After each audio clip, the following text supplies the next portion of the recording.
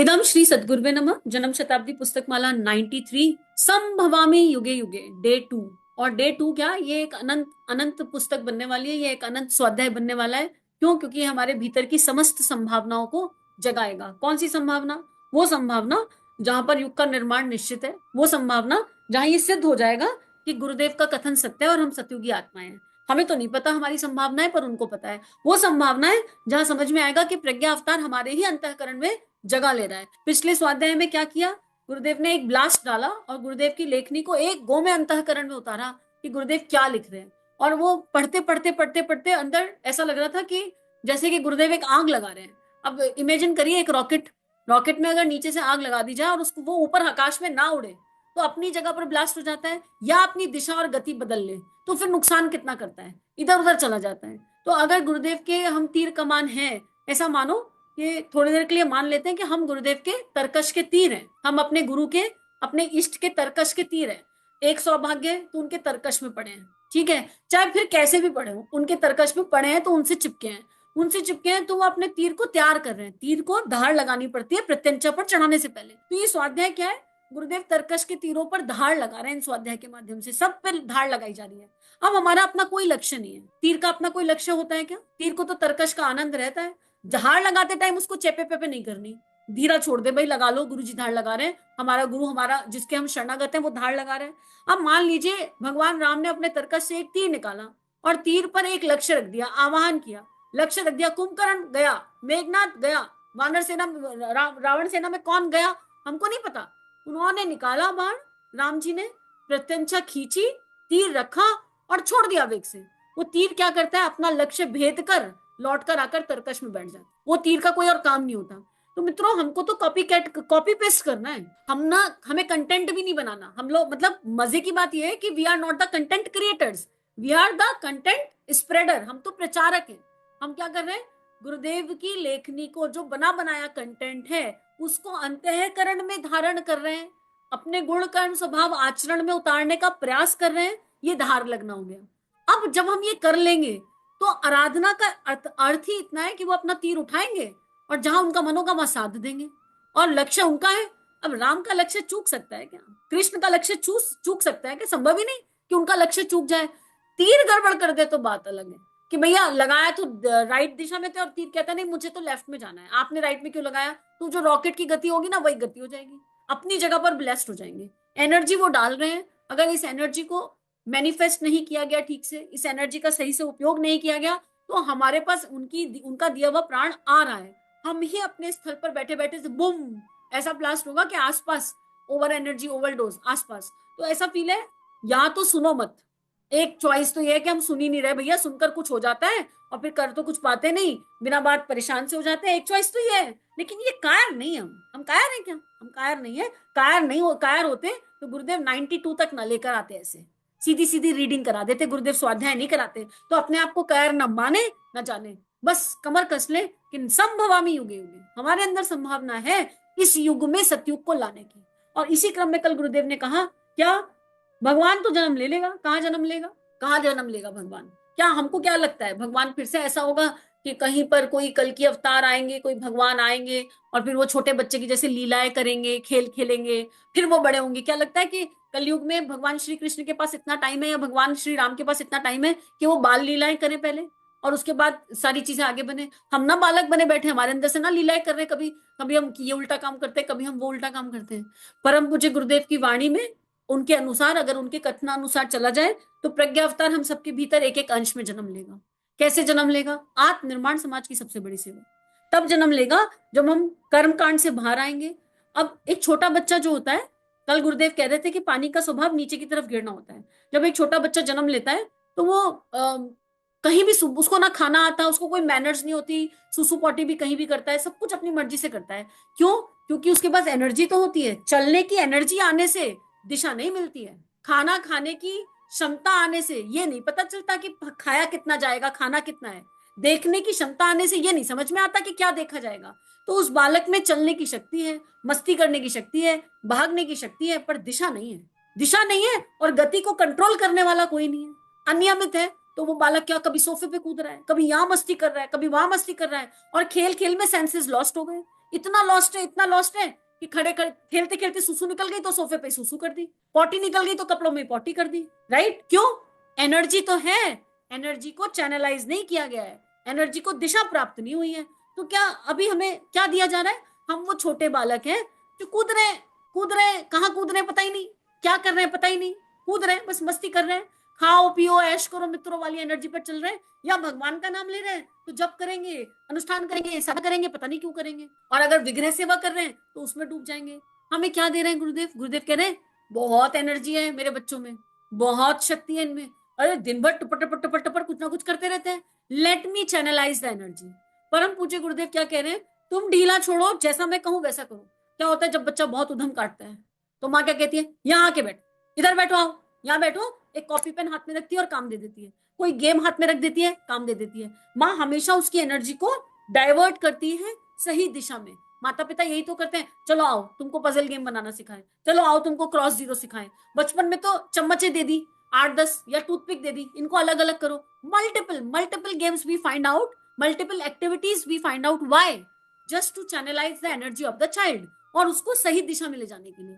तो हम सारे वो बच्चे हैं जिनकी एनर्जी इधर उधर बिखरी हुई है और सब में एनर्जी है। गुरुदेव क्या कर रहे हैं? इस एनर्जी को फोकस कंसंट्रेशन के साथ बढ़ाने का प्रयास करें, दिशा देने का प्रयास करें, गति देने का प्रयास कर रहे हैं। और जो अपनी एनर्जी को गुरुदेव के चरणों में अर्पित समर्पित कर देगा ये मानकर कि ये हमारी एनर्जी ही नहीं है, उसकी एनर्जी को, उस देह में जो एनर्जी है उसको दिशा, गति और लक्ष्य सब कुछ मिल जाएगा। और जब वो मिलेगा तो संभवामी युगे युगे ये बात सत्य हो जाएगी, अपने आप में सत्य हो जाएगी। आप देख लीजिए परम पूज्य गुरुदेव या हमारे गुरु, हमारे ऋषि संत जिनको भी हम फॉलो करते हैं, उनके आने से पहले जीवन कैसा था, क्या सोचते थे, क्या करते थे, भावनाएं किस तरह की थी, विचारणाएं किस तरह की थी? क्या कुछ बदला नहीं? हमारे अंतःकरण में बदलाव नहीं हुआ? हमारे अंतःकरण में आमूल चूल बदलाव हुआ है, परिवर्तन होने शुरू हो गए। क्या हो रहे हैं? वो जो पहले एनर्जीज थी, वो जो भावना जो राग द्वेष में उलझी हुई थी, जो केवल दूसरे की बुराई करने में और चुगली करने में इंटरेस्ट लेती थी, जो केवल सिनेमा में उलझी हुई थी, जो केवल खाने पीने में उलझी हुई थी, बच्चे पैदा करने में उलझी हुई थी, वो जो एनर्जीज हमारे अंदर थी वो सब दिशा पा गई ना।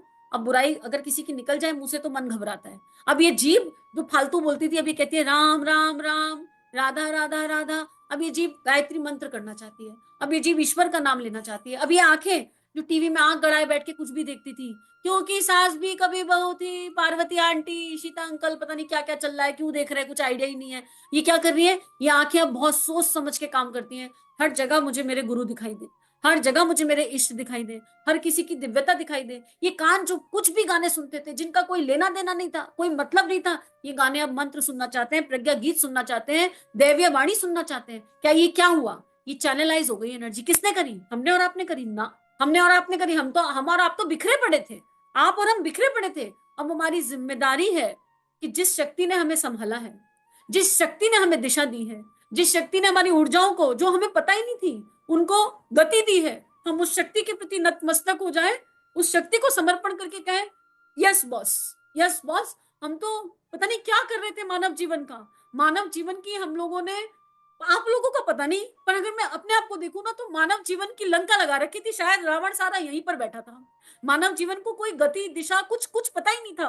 लेकिन आज उस गुरु शक्ति को अगर हमने समर्पण नहीं किया, अगर वहां पर विसर्जन विलय का भाव नहीं धरा कि हे प्रभु पता नहीं क्या कर रहे थे और आप कहाँ ले आए, तो फिर गुरु द्रोही हो जाएंगे। शायद देश द्रोही का तो पता नहीं, पर गुरु के द्रोही हो जाएंगे। पर वो गुरु प्यार बहुत करता है, हम कितना भी विद्रोह कर ले वो ऐसा होने नहीं देंगे। तो एक बार उस जीवन पर झलक, उस जीवन पर नजर डालें जो गुरु के आने से पहले था, और एक बार इस जीवन पर नजर डालें जो गुरु को पढ़ने के बाद, उनको जानने के बाद हो गया। ये अंतर अगर समझ में आता है, अगर ये अंतर समझ में आता है, और उसके बाद भी हम ये कहते हैं, जहां गुरुदेव ने कल पॉइंट एंड किया, हमसे नहीं होगा, हमसे नहीं होगा, हम नहीं कर रहे हैं, तो फिर हमसे हुआ क्या आज तक? अपने आप से पूछ लें। एक सदगुण हम खुद से ला पाए क्या? सब उन्होंने ही तो किया।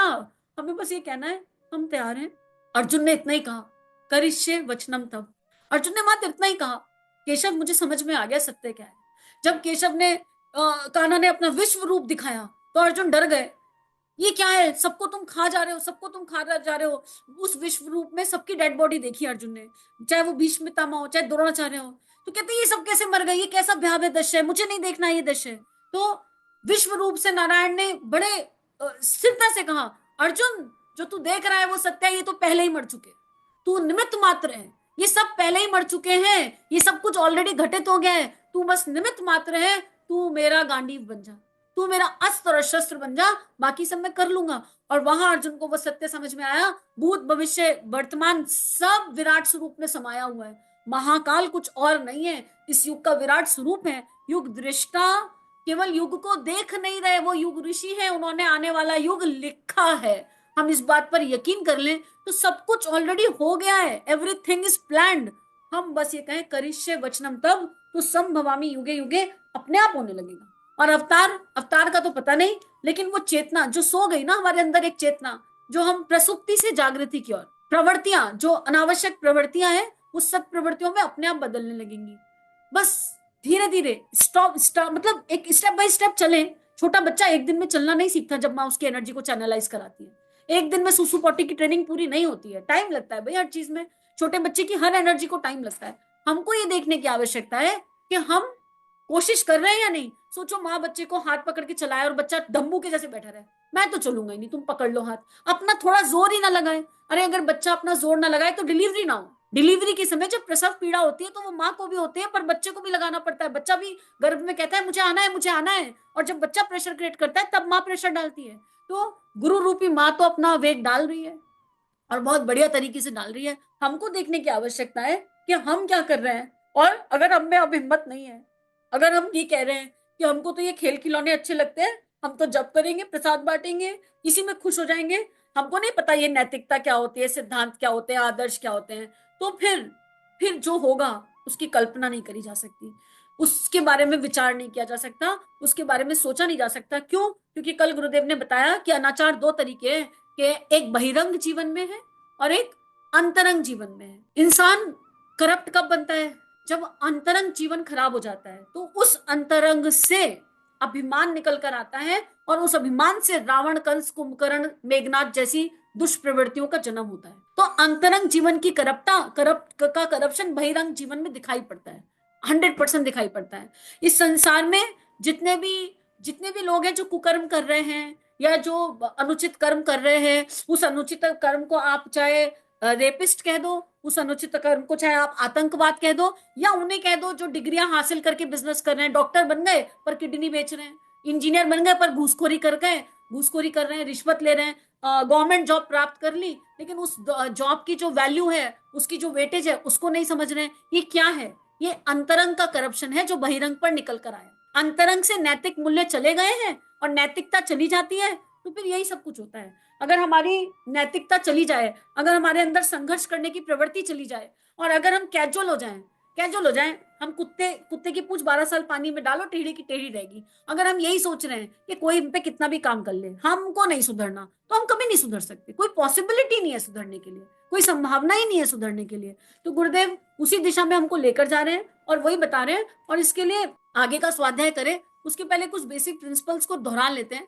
परम पूज्य गुरुदेव ने कहा, क्या कहा कि मानव जीवन की एक आचार संहिता है। आइए उस आचार संहिता को पढ़ लेते हैं। युग दृष्टा, युग ऋषि आचार्य पंडित श्री राम ने क्या दिए? 18 दैवीय सूत्र दिए, और अगर इन सूत्रों को हम जीवन में उतार लेंगे, इन सूत्रों को जीना शुरू कर देंगे, तो श्रीमद् भगवत गीता अंतःकरण में प्रकट हो जाएगी, समय नहीं लगेगा। और संभवामि युगे युगे, ये जो इस प्रवचन का गुरुदेव का हेडिंग है, ये सत्य हो जाएगा। क्या है? हम ईश्वर को सर्वव्यापी न्यायकारी मानकर उसके अनुशासन को अपने जीवन में उतारेंगे। शरीर को भगवान का मंदिर समझकर आत्मसंयम और नियमितता द्वारा आरोग्य की रक्षा करेंगे। मन को कुविचारों और दुर्भावनाओं से बचाए रखने के लिए स्वाध्याय एवं सत्संग की व्यवस्था रखे रहेंगे। इंद्रिय संयम, अर्थ संयम, समय संयम और विचार संयम का सतत अभ्यास करेंगे। अपने आप को समाज का एक अभिन्न अंग मानेंगे और सबके हित में अपना हित समझेंगे। मर्यादाओं को पालेंगे, वर्जनाओं से बचेंगे, नागरिक कर्तव्यों का पालन करेंगे और समाज निष्ठ बने रहेंगे। समझदारी, ईमानदारी, जिम्मेदारी और बहादुरी को जीवन का एक अविच्छिन्न अंग मानेंगे। चारों ओर मधुरता, स्वच्छता, सादगी एवं सज्जनता का वातावरण उत्पन्न करेंगे।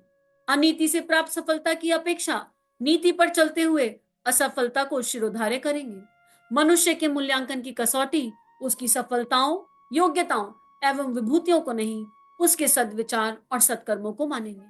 दूसरों के साथ व्यवहार ना करेंगे जो हमें अपने लिए पसंद नहीं। नर नारी परस्पर पवित्र दृष्टि रखेंगे।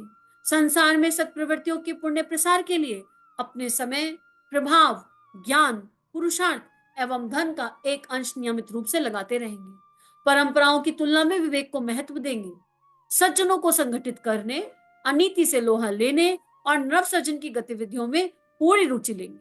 राष्ट्रीय एकता एवं समता के प्रति निष्ठावान रहेंगे। जाति, लिंग, भाषा, प्रांत, संप्रदाय आदि के कारण परस्पर कोई भेदभाव न बरतेंगे। मनुष्य अपने भाग्य का निर्माता आप है।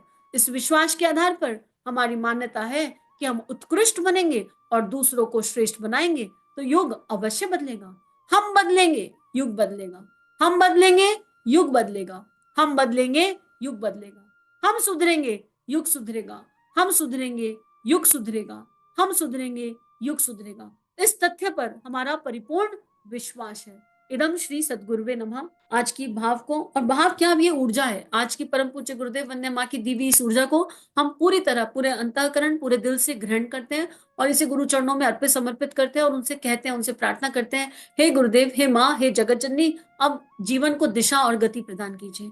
अब जीवन को दिशा, गति प्रदान कीजिए और सारा कंट्रोल आप अपने हाथ में ले लीजिए। जैसे चलाना चाहे वैसे चलाइए। इसी भावना के साथ सभी को आभार। सभी अपना ध्यान रखिए और नियमित ध्यान करते रहिए। 21वीं सदी उज्जवल भविष्य, जन जन में देवत्व का जागरण, आत्म सुधार समाज की सबसे बड़ी सेवा, अपना दीपक आप बनो। जी हाँ, ये सारी बातें हमें सिखाई आचार्य पंडित श्री राम शर्मा ने। परम पूज्य गुरुदेव की लेखनी ने इस जीवन को एक नई राह दी, आनंद दिया और अब उनकी लेखनी को जन जन तक ले जाना, यही मात्र एक उद्देश्य है। इसमें आपकी सहायता की आवश्यकता। आइए इस लेखनी को विश्वव्यापी बनाएं, जन जन तक इसको लेकर जाएं। चैनल को लाइक कीजिए, सब्सक्राइब कीजिए और सभी से शेयर कीजिए। इदम श्री सद्गुरुवे नमः।